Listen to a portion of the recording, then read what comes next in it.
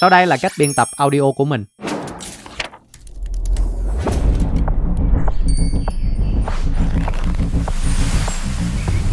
Mọi người đang được xem một cái đoạn phim nó rất là cao trào và nhiều năng lượng đúng không?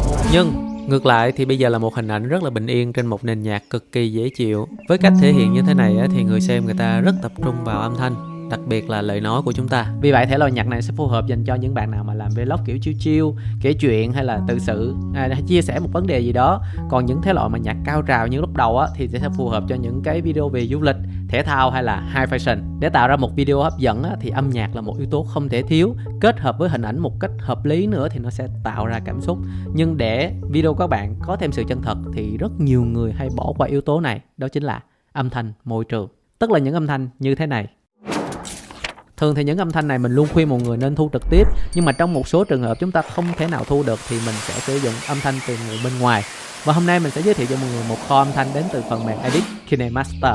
Trong kho này thì có rất là nhiều loại âm thanh và được phân chia theo từng mục rất là rõ ràng. Ví dụ là âm thanh của xe hơi, âm thanh cửa, âm thanh bước chân, gõ phím nè, âm thanh mưa, âm thanh thác. Nói chung là rất nhiều loại âm thanh cho mọi người có thể tùy ý sử dụng. Clip mở đầu lúc nãy mọi người xem được mình biên tập 100% trên kho nhạc của phần mềm Edit KineMaster, và có những đoạn nó không chính xác với thực tế, giống như thế này nè. Mọi người để ý vào cái âm thanh quật đầu tiên của mình ha. Mình phải tăng tốc độ nó lên gấp 4 lần bởi vì cái âm thanh thực tế của nó rất là chậm và không phù hợp với cái cảnh mà mình mong muốn.